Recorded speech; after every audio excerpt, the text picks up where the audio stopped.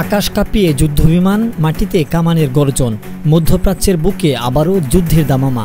12 দিনের তীব্র লড়াই শেষে ইসরায়েল ভেবেছিল ইরানকে বুঝি হাঁটু গেড়ে বসানো গেছে, কিন্তু খেলা যে সবেমাত্র শুরু। নেটো আর পশ্চিমা অস্ত্রের পূর্ণ সমর্থন নিয়েও নেতানিয়াহু সরকার পুরোপুরি ব্যর্থ হয়েছে। আর পশ্চিমা বিশ্ব যখন ইরানের পারমাণবিক কর্মসূচি ধ্বংসের মিথ্যা গল্প ফেলেছিল, ঠিক তখনই তেহরান থেকে এলো সেই বজ্রকণ্ঠ, আমাদের পারমাণবিক শক্তি অক্ষত এবং আমরা পরবর্তী যুদ্ধের জন্য প্রস্তুতি নিচ্ছি।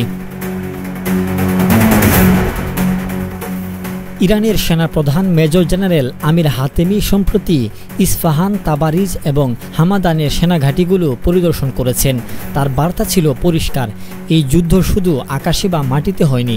মূল লক্ষ্য ছিল ইরানের পারমাণবিক কর্মসূচিকে গুড়িয়ে দেওয়া। কিন্তু ইসরায়েলের বহুমুখী আক্রমণ ইরানের ইস্পাত কঠিন প্রতিরক্ষা বুঝ্য ভেদ করতে পারেনি। হাতেমির মতে এই প্রতিরোধের পেছনের আসল শক্তি কোনো মিসাইল বা রাডার নয়, বরং দেশের প্রতিটি মানুষের ঐক্য। সেনাবাহিনী, বিপ্লবী গার্ড থেকে শুরু করে সাধারণ নাগরিক সবাই মিলে গড়ে তুলেছিল এক দুর্ভেদ্য প্রাচীর।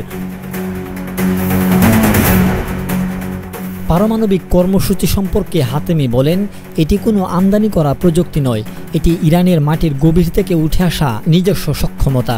একে বোমা মেরে উড়িয়ে দেওয়া একেবারেই অসম্ভব। হাতেমির এই বক্তব্য শুধু একটি সামরিক হুঙ্কার নয়, এটি গোটা বিশ্বকে দেওয়া এক স্পষ্ট রাজনৈতিক বার্তা। পারমাণবিক অধিকারের প্রশ্নে ইরান এক চুলও ছাড় দেবে না। সব মিলিয়ে 12 দিনের এই যুদ্ধ হয়তো আপাতত থেমেছে, কিন্তু শেষ হয়নি। মধ্যপ্রাচ্যের আকাশে তাই এখন একটাই প্রশ্ন, পরের বার যখন সংঘাতের আগুন জ্বলবে, তখন ইরানের এই ইস্পাত কঠিন ঐক্য ভাঙতে পারবে কি ইসরায়েল, নাকি ইতিহাস আবারও লিখবে ইরানের অদম্য প্রতিরোধের কালিতে? News desk, Dhaka news.